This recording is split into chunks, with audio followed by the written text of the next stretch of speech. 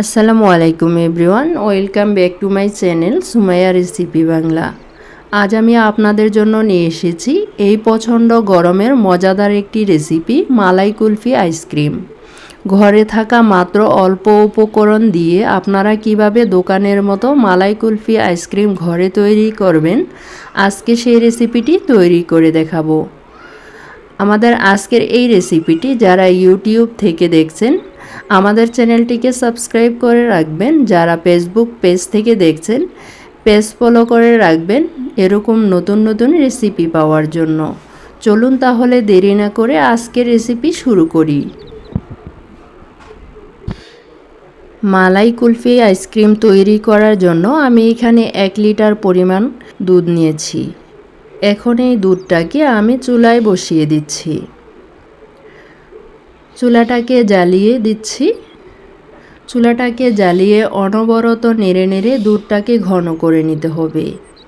আর দুধের উপরে যখন সর বেঁধে যাবে এই অবস্থাতে বারবার নেড়ে দিতে হবে, এতে করে দুধটা খুব দ্রুত ঘন হয়ে যাবে। আরও একটি চুলাতে আমি একটি পাতিল বসিয়ে দিয়েছি ক্যারামেল তৈরি করার জন্য। এখানে 1/3 কাপের চেয়ে একটু কম চিনি দিয়েছি।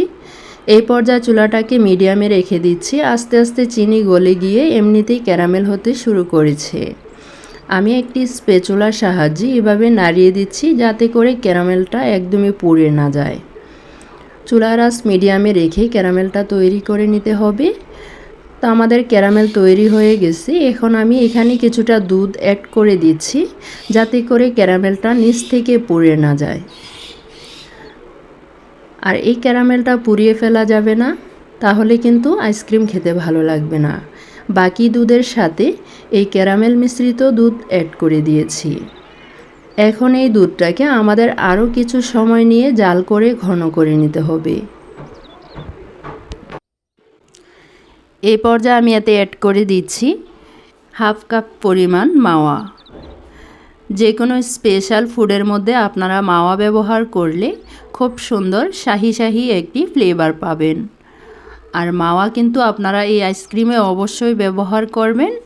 আর মাওয়াটা ব্যবহার করতে হবে একদমই দুধটা যখন ঘন হয়ে যাবে চুলা থেকে উঠানোর আগে, তাহলে একটি শাহি ফ্লেভার আপনারা এই আইসক্রিমে পেয়ে যাবেন দোকানের মতো। আইসক্রিম সেট করার জন্য আমি এখানে কুলফি আইসক্রিমের মোল্ড নিয়েছি। আপনারা চাইলে ছোট ছোট গ্লাসেও সেট করে নিতে পারবেন। এখন এই আইসক্রিমের মিশ্রণটা আমি একটি জগে ঠান্ডা করে ঢেলে নিয়েছি। প্রতিটা মোল্ডে আইসক্রিমের এই মিশ্রণটা ঢেলে নিচ্ছি।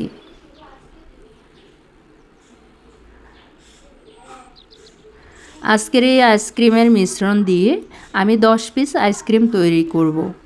আর সেই অনুপাতে আমি সব কিছু মেপে নিয়েছি। আপনারা 1 লিটার দুধে 10 পিস আইসক্রিম তৈরি করতে পারবেন। আমি আরও একটি মোল্ড নিয়েছি। একইভাবে এই মোল্ডেও আইসক্রিমের মিশ্রণ ঢেলে নিচ্ছি।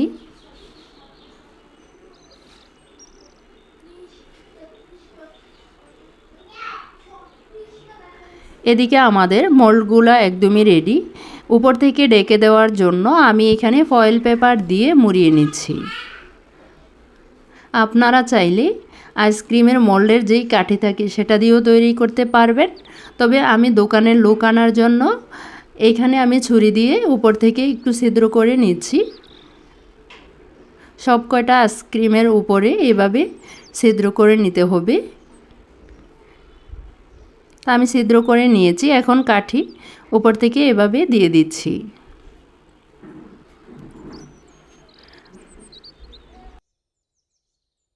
এখন আইসক্রিমের এই মোল্ড আমাদের রেডি হয়ে গিয়েছে। আমি ডিপ ফ্রিজে রেখে দেব 5 ঘন্টার জন্য। বাকি যে মোল্ডটা রয়েছে এর উপরেও দিয়ে দিচ্ছি ফয়েল পেপার। আপনারা চাইলে র্যাপিং পেপার দিয়েও মুড়িয়ে নিতে পারেন। একইভাবে এর উপরে দিয়ে দিচ্ছি আইসক্রিমের কাঠি। এখন এই আইসক্রিমের মোল্ড ডিপ ফ্রিজে রেখে দেব 5 ঘন্টার জন্য। 5 ঘন্টা পর এই আইসক্রিমের মোল্ড আমি ফ্রিজ থেকে নামিয়ে নিয়েছি। তো দেখুন আমাদের আইসক্রিমটা খুব ভালো করে জমে গিয়েছে।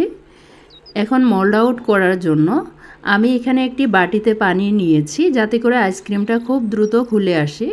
2 থেকে 3 মিনিট ভিজিয়ে রাখলে আইসক্রিমটা খুব দ্রুত মোল্ড আউট করা যাবে। এখানে আমি নিয়েছি কিছুটা আইস কিউব, যাতে করে আইসক্রিমটা খোলার পর গলে না যায়। তো দেখুন, খুব সহজে একটি আইসক্রিম আমি মোল্ড থেকে খুলে নিয়েছি। মাশাআল্লাহ, আমাদের আইসক্রিমটা কতটা সুন্দর করে জমে গিয়েছে। আর এই আইসক্রিমটা একদমই দোকানের মতো আপনারা বাসায় তৈরি করতে পারবেন। এক এক করে সবগুলো আইসক্রিম আমি মোল্ড থেকে খুলে নিচ্ছি। এই মালাই কুলফি আইসক্রিমটা আপনারা বাসায় খুবই সহজে তৈরি করে নিতে পারবেন। আর বাচ্চা থেকে বড় সবাই খেয়ে একদমই পছন্দ করবে। আর একদমই আইসক্রিমটা ছিল দোকানের মতো। এই মালাই কুলফি আইসক্রিমটা আপনারা অবশ্যই বাসায় তৈরি করবেন। আর তৈরি করলে অবশ্যই বুঝতে পারবেন কতটা সুস্বাদু। একদমই দোকানের মতো, দোকানের চেয়ে আরও ভালো ছিল আইসক্রিমটা। আশা করছি আজকের রেসিপি অনেক ভালো লাগবে। আল্লাহ হাফেজ।